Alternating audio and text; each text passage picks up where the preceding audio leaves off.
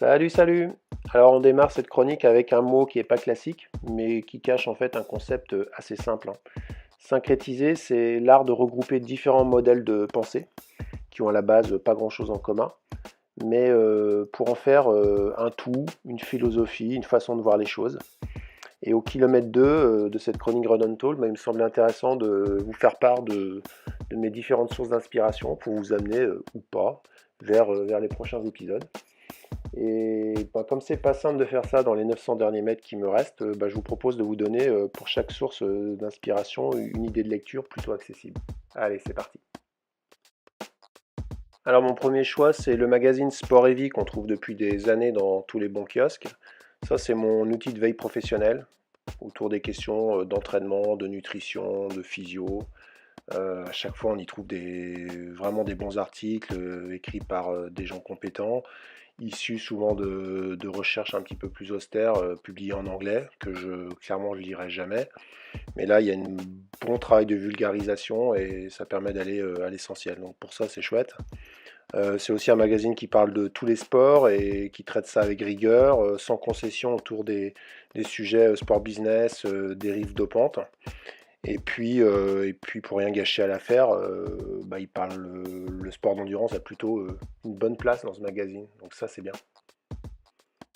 Alors connaître les dernières tendances en matière d'entraînement, c'est chouette, mais ce qui est important, c'est quand même de mettre l'athlète en mouvement. Et du coup, bah, on ne peut pas échapper. Enfin, en tout cas, moi, ce qui m'intéresse, c'est tout ce qui est relations humaines, développement personnel.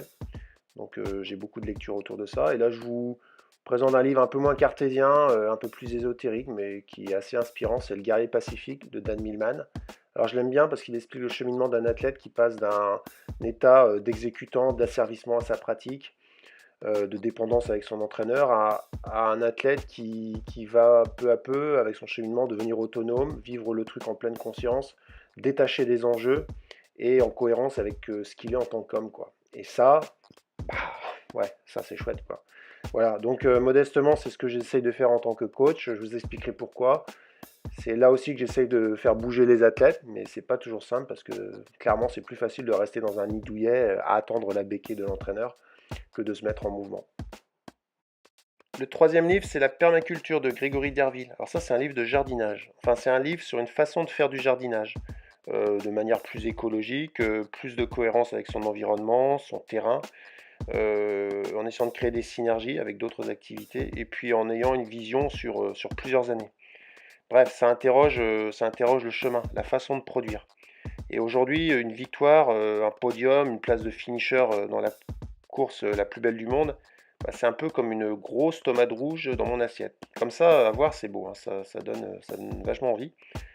Mais en fait, si je vous dis que ma tomate, elle est présente sur ma table en janvier, bah, vous avez compris que c'est un drame écologique, social, humain, qu'elle n'a pas de goût, qu'elle est bourrée de pesticides, bref, que c'est un non-sens, quoi. Et bah, dans le sport d'endurance, bah, la performance, ça peut être produit exactement de la même manière. Hors sol, en dégradant son terrain pour l'avenir, avec beaucoup de frustration. Bref, la permaculture, c'est pas mal pour reprendre de la hauteur, et j'en parlerai assez souvent. Enfin, Walden ou La vie dans les bois de Thoreau. Alors attention, ça c'est le chef-d'œuvre. Au milieu du 19e, le gars il quitte la société de consommation, oui oui, au milieu du 19e siècle, pour aller vivre 2 ans dans une cabane avec le juste nécessaire. C'est le précurseur de la simplicité volontaire, de la décroissance. Alors vous allez me dire le rapport entre décroissance et ultra, parce qu'on pourrait les opposer en pensant que d'un côté il y a ceux qui veulent faire moins, les décroissants, et ceux qui veulent toujours plus, bah, nous, les coureurs d'ultra trail. Pourtant, je pense qu'au contraire, un coureur qui veut aller loin bah, doit apprendre à voyager léger.